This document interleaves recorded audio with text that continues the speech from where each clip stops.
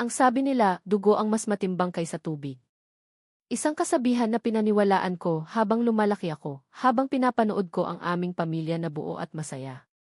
Pero paano kung ang sarili mong dugo, ang sarili mong kapatid, ang unti-unting lumalason sa'yo?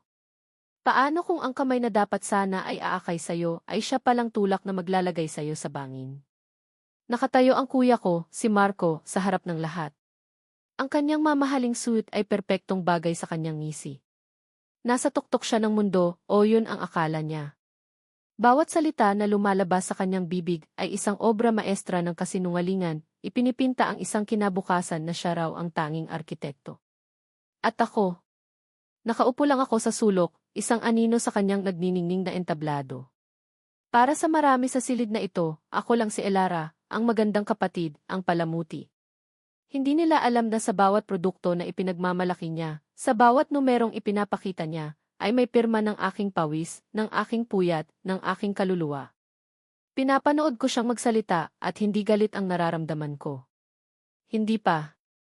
Isang uri ng malamig na katahimikan. Ang katahimikan bago ang pinakamalakas na bagyo. Dahil sa tabi ko, hawak ng aming abogado ang isang manipis na folder. Isang folder na naglalaman ng katotohanang wawasak sa lahat ng kasinungalingan niya. At iyan ang bagong Aromagic Scents. Isang revolusyon. Sigaw niya at nagpalakpakan ang lahat. Lahat maliban sa akin. Dahan-dahan kong itinaas ang aking kamay at sa isang iglap ang lahat ng ingay ay namatay. Lahat ng mata napunta sa akin. At sa mga mata ng kuya ko, nakita ko ang iritasyon. Ang munting abala sa kanyang koronasyon. Akala niya ito na ang katapusan. Ang hindi niya alam, ito pa lang ang simula ng pagbagsak niya. Bago ang lason, mayroong lunas. Bago ang gulo, mayroong kapayapaan.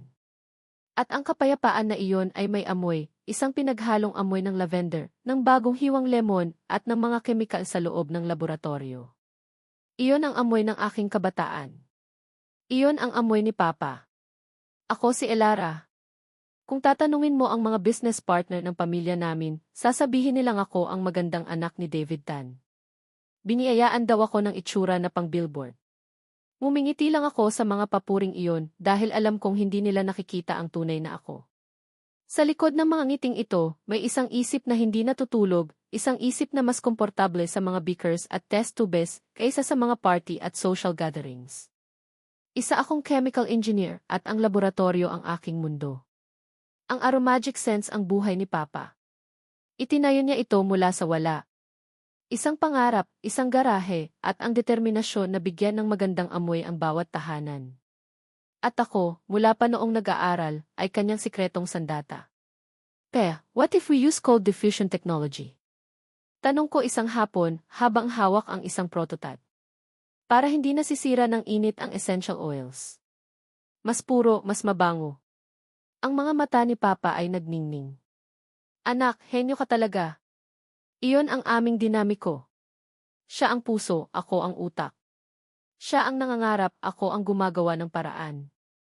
Lahat ng bestsellers namin, mula sa Serenity Series, na nagpapakalma, hanggang sa Citrus Burst, na naglilinis ng hangin, ay mga anak ng aming tambalan.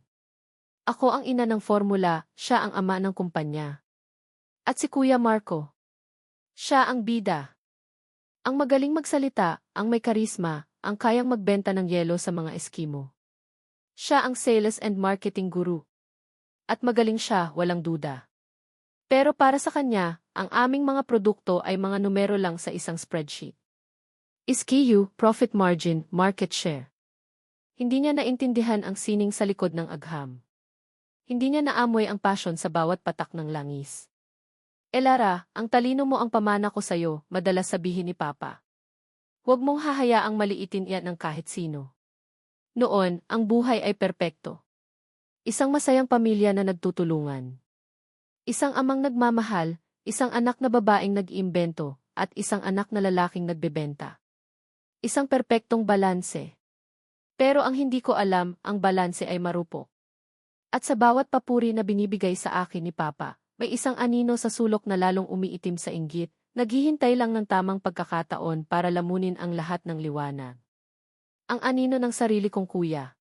Ang mga unang bitak sa aming perpektong pamilya ay hindi dumating na parang lindol. Dumating ito na parang anay, tahimik nang umangat-ngat sa pundasyon hanggang sa hindi mo namamalaya na malapit ng gumuho ang lahat.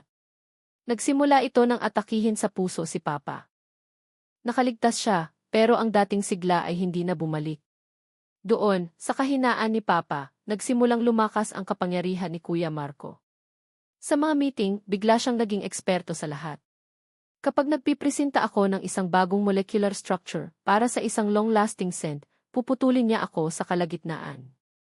Okay, Elara, that's fascinating, sasabihin niya, na may kasamang pag-ikot ng mata na akala niya hindi ko nakikita. But let's park the nerd talk for now and focus on something everyone understands, money. Paano natin ito bebenta? Yan ang mahalaga. Ang nerd talk na tinutukoy niya ay ang mismong buhay ng kumpanya. Bawat salita niya ay isang maliit na pagbaliwala, isang patak ng lason sa aking kumpiyansa. Ang mga research proposal ko ay naging magastos. Ang mga pangarap namin ni Papa ay naging hindi praktikal. Ang pinakamasakit ay noong ipinakita ko ang prototype ng ultrasonic diffuser. Ang proyektong 2 taon naming pinaghirapan ni Papa. Pinag-aralan niya ito, inikot-ikot sa kanyang kamay na para bang isa itong kakaibang laruan. Masyadong high-tech, Elara, sabi niya, sabay lapag nito sa mesa na parang walang halaga. Ang masa, gusto nila yung simple. Yung hindi na kailangang isipin. Let's just create new plastic casing for the old model. New color. Call it Pro version. Mas madali, mas mabilis ang kita. Pero kuya, this is the future, pagpipilit ko. Ito ang maglalagay sa atin sa ibang level. Mumisi siya. Isang ngisi na puno ng pagmamaliit. You're a scientist, Elara, not businessman. You invent things. I'll build empires. Magkaiba tayo. Kaya hayaan mo na ako sa parteng ito. Para akong sinampal. Hindi ng kamay niya, kundi ng mga salita niya. Inilagay niya ako sa isang kahon na may etiketang inventor lang. Isang kahon na malayo sa trono na gusto niyang upuan. Nang gabing iyon, nakita ko si Papa na nakaupo sa hardin, nakatingin sa malayo. Ang kanyang mga balikat ay tila mas bumigat. Umupo ako sa tabi niya. Hindi ko na kailangang magsalita. Naririnig ko siya, anak, sabi niya, ang boses ay mahina. Nararamdaman ko. Huwag kang matakot. Matagal na tayong naghanda para dito. Hindi ko pa naiintindihan noon ang lalim ng kanyang mga salita. Ang tanging alam ko lang, ang init ng aming pamilya ay dahan-dahang pinapalamig ng isang hangin na nagmumula sa puso ng sarili kong kapatid. At ang hangin na iyon may dalang unos. Namatay si Papa sa isang tahimik na umaga ng Martes. At sa pagkawala ng haligi ng aming tahanan, nawala na rin ang lahat ng pagkukunwari ni Kuya Marco. Ang anay na dating gumagapang sa dilim ay lumabas na sa liwanag, gutom na ang kinin ang lahat. Habang ako ay nalulunod sa lungkot, sa pag-aayos ng burol at sa pagtanggap ng mga nakikiramay, si Kuya ay abala sa ibang bagay. Abalang-abala siya sa pag-aayos ng kanyang pag-upo sa trono. Ginamit niya ang aking pagluluksa laban sa akin. Elara, magpahinga ka na muna. Ako na ang bahala sa lahat, sasabihin niya na may peking pag-aalala sa kanyang boses. Hayaan mo na akong saluhin ang lahat ng problema sa opisina. You need to grieve. Ang pagsalo sa problema ay isang magandang paraan para sabihin, aagawin ko na ang lahat. Nagpatawag siya ng mga meeting na hindi ako kasama. Gumawa siya ng mga desisyon na dapat kaming dalawa ang gumagawa. Pinalitan niya ang mga taong tapat kay Papa ng mga taong tapat sa kanya. Ang opisina ay unti-unting nagbago ng mukha. Naging mukha niya. Isang araw, bumisita ako sa opisina para kunin ang ilang gamit. Napansin kong nawawala ang malaking portrait ni Papa sa lobby. Ang portrait kung saan nakangiti ito ng buong pagmamalaki. Itinanong ko sa receptionist kung nasaan ito. Ay, Ma'am Elara, sabi niya na umiiwas ng tingin. Pinalipat po ni Sir Marco sa bodega. Papalitan daw po ng mas moderno. Bodega. Ang larawan ng aming ama, ang nagtatag ng lahat, ay itinapon niya sa bodega na parang lumang kasangkapan. Sa sandaling iyon, ang lungkot ko ay nagsimulang mag-apoy at maging galit. Kinumpronta ko siya. Ang sagot niya, malamig at walang emosyon. We need new image, Elara. Ang imahe ng tagumpay. Hindi ng nakaraan. Si Papa ang nagtayo nito. Hindi siya nakaraan. Sigaw ko, nanginginig ang mga kamay. Doon na niya inilabas ang kanyang tunay na kulay. Si Papa ang nagsimula. Pero ako ang magpapalago nito. Ano ba ang alam mo? You were just Dad's favorite. Ang ganda mong laruan sa laboratorio niya. Ako ang totoong negosyante dito. Ako. Bawat salita ay isang dago. Laruan. Paborito. Ibinaba niya ang lahat ng aking pinaghirapan sa lebel ng isang libangan. Ang huling pako sa kabaong ay ang kanyang unang town hall meeting bilang bagong CEO. Sa harap ng lahat ng empleyado, ikinuwento niya ang kasaysayan ng Aromagic Scents. Sa bersyon niya, siya ang co-pilot ni Papa mula simula. At ako. Binanggit niya ako. And of course, a special thanks to my sister, Elara, our diligent head of product testing. Mula sa head of innovation, naging taga-testing na lang ako. Ipinahiya niya ako sa harap ng mga taong nakasaksi sa aking dugo't pawis. Nakita ko ang mga tingin nila, awa, pag-iwas, takot. Para akong naging multo sa sarili kong kumpanya. Nang gabing iyon, sa harap ng salamin, tinitigan ko ang sarili kong refleksyon. Ang gandang madalas nilang purihin ay tila isang sumpa. Dahil sa gandang ito, hindi nila nakita ang talinong nasa likod. Sa gabing iyon, tumigil ang aking mga luha. Ang pighati ay namuo, tumigas, at naging isang matibay na bato sa aking dibdib. Tapos na ang pagiging biktima. Kung digmaan ang gusto niya, digmaan ang ibibigay ko. Ang pagiging CEO ni Kuya Marco ay simula ng isang madilim na kabanata. Ang opisina ko ay inilipat sa dulo ng building, isang maliit na kwarto na amoy alikabok at lumang papel. Ang R&D budget ay tinapyasan hanggang sa halos wala nang matira para sa totoong innovation. Ang utos niya, focus on cost cutting.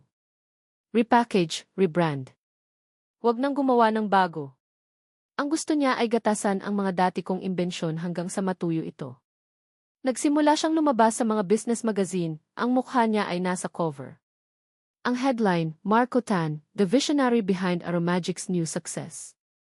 Sa mga panayam, walang sawa niyang ikinukwento kung paano niya naisip ang konsepto ng aming mga produkto. Ninanakaw niya hindi lang ang aking mga ideya, kundi pati ang mga alaala ko kasama si Papa.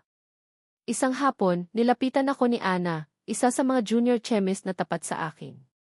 Nanginginig ang kanyang mga labi. Ma'am Elara, bulong niya, may utos po si Sir Marco. All R&D data, including your personal research logs on the server, are to be copied and transferred to his executive folder. Sabi po niya, all intellectual work done here is company property. Nanlamig ang buong katawan ko. Ito na ayun. Ang huling hakbang. Ang pagnanakaw sa aking isipan.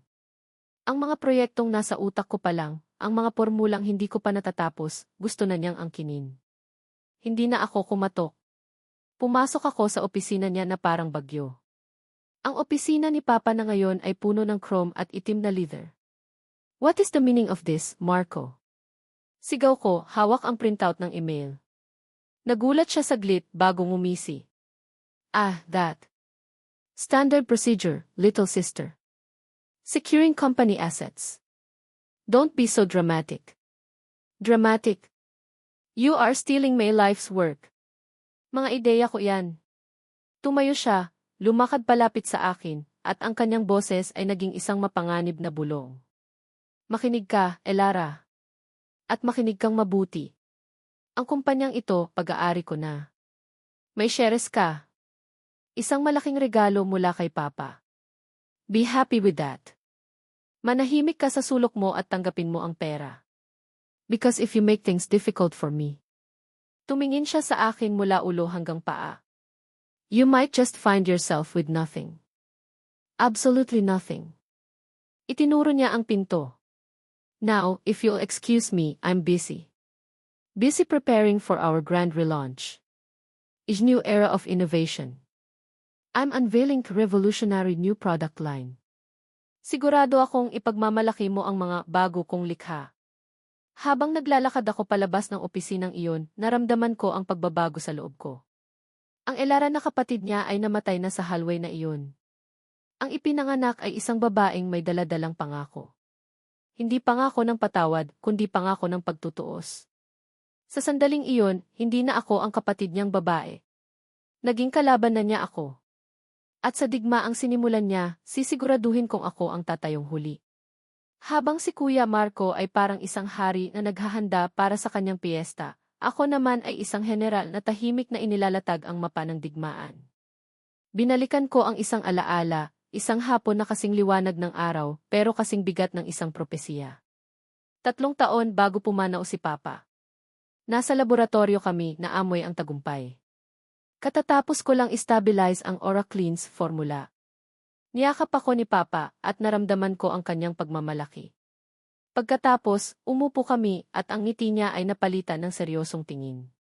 Elara, sabi niya, hawak ang kamay ko. Mahal na mahal ko kayo ni Marco. Pero hindi ako bulag. Nakikita ko ang anino sa puso niya. Ang uhaw niya sa kapangyarihan. At natatakot ako para sa'yo. Huminga siya ng malalim. Ang talino mo ang totoong kayamanan ng pamilyang ito. Hindi ang building, hindi ang pera. Ang laman ng isip mo. At kailangan nating protektahan iyan na parang ginto. Kinabukasan, dinala niya ako sa opisina ni Attorney Armando Reyes, ang aming family lawyer na kasing tanda at kasing tapat ng isang puno ng nara. Sa loob ng kanyang silid na amoy batas at lumang papel, inilatag ni Papa ang kanyang master plan. Arman, sabi ni Papa, lahat ng imbensyon ni Elara, bawat formula, bawat disenyo, kahit ang pinakamaliit na proseso, ipapatent natin. Pero hindi sa ilalim ng pangalan ng Aromagic Sense. Gulat na gulat ako. Paano po ang kumpanya? Tumingin siya sa akin, ang mga mata niya ay puno ng karunungan. Anak, ang kumpanya ay isang sasakyan lang. Pwedeng masira, pwedeng maibenta, pwedeng manakaw. Pero ang talino mo, ang pangalan mo, yan ang gasolina. Kahit anong sasakyan, kaya mong patakbuhin. Kaya ang pangalan mo ang ilalagay natin. Elara Tan. The inventor. At iyon nga ang ginawa namin. Isang masusi at lihim na proseso.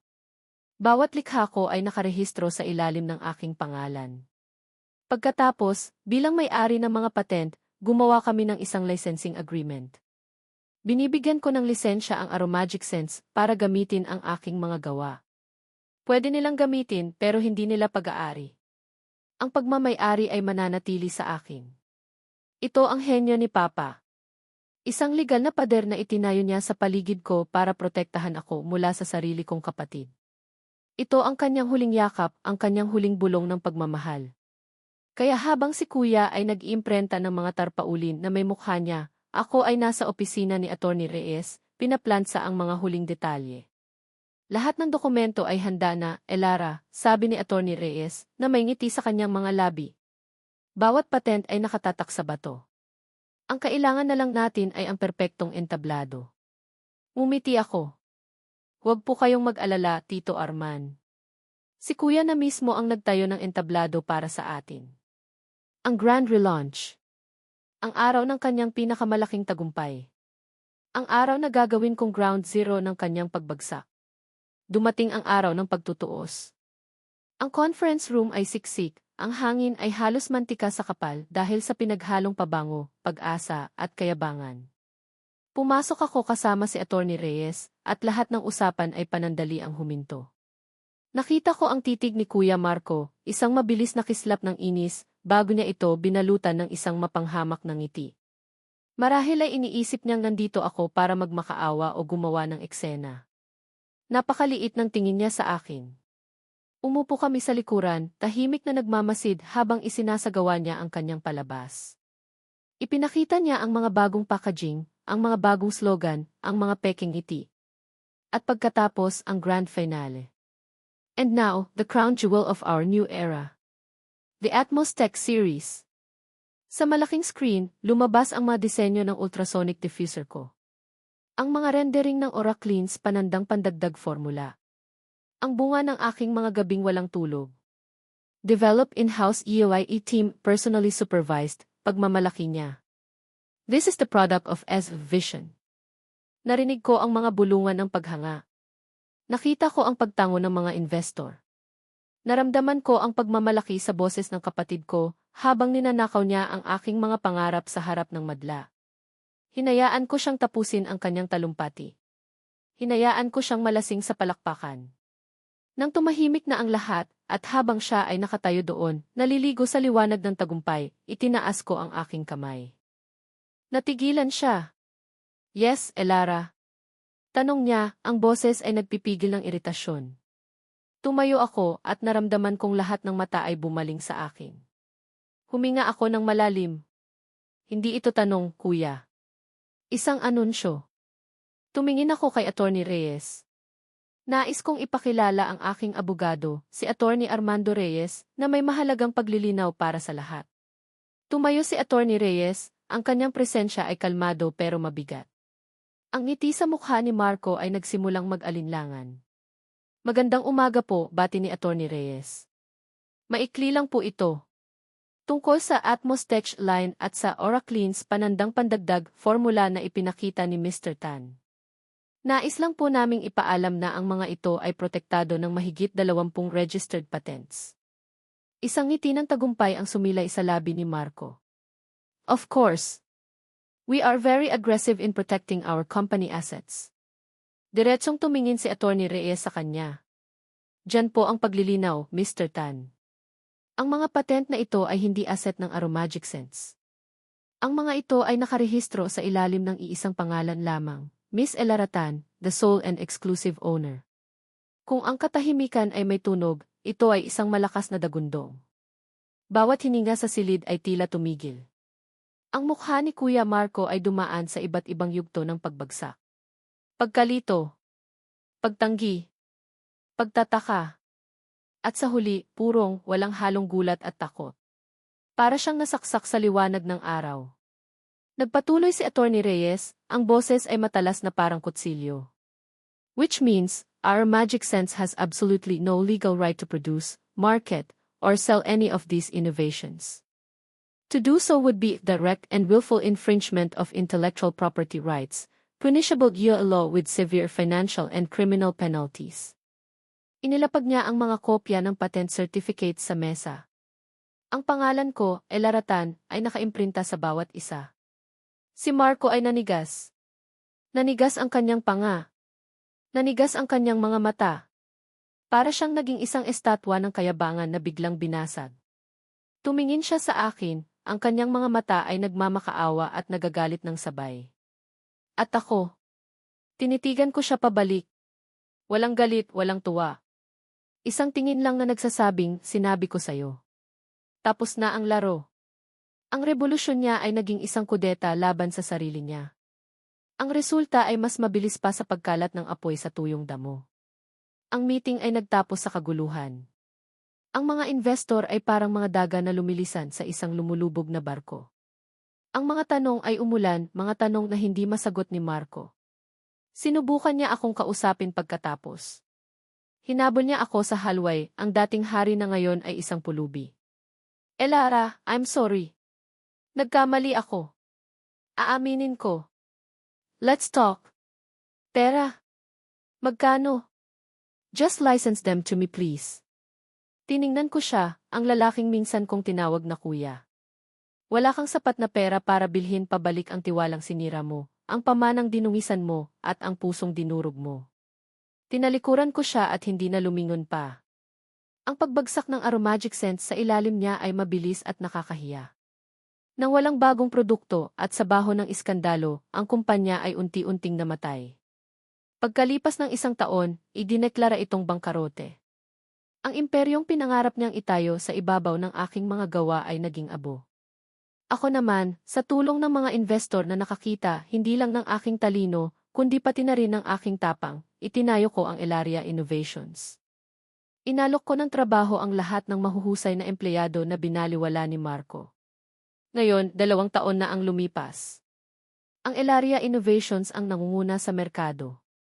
Ang aming mga produkto ay nasa bawat mall, sa bawat tahanan. Ang aking pangalan, na minsan niyang sinubukang burahin, ay ngayon tatak na ng kalidad at integridad. Minsan, may nakakapagkwento sa akin tungkol kay Marco.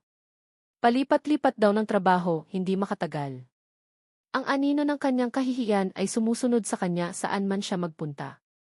Hindi ako natutuwa sa kanyang kasawian. Pero hindi rin ako nalulungkot. Habang nakatayo ako sa bintana ng aking opisina, tanaw ang mga ilaw ng syudad, napagtanto ko ang isang bagay. Ang pinakamahusay na ganti ay hindi ang pagwasak sa kung ano ang kinuha sa iyo. Ito ay ang pagbuo ng isang bagay na mas maganda, isang bagay na hindi na nila kailanman maaabot. Ipinaglaban ko ang aking sarili, pinarangalan ko ang aking ama, at sa proseso, itinayo ko ang sarili kong kaharian. Isang kaharian na binuo hindi ng kasakiman, kundi ng talino, puso, at hindi matitinag na katatagan. At iyan ang tagumpay na walang sinuman ang makakanakaw pa sa akin.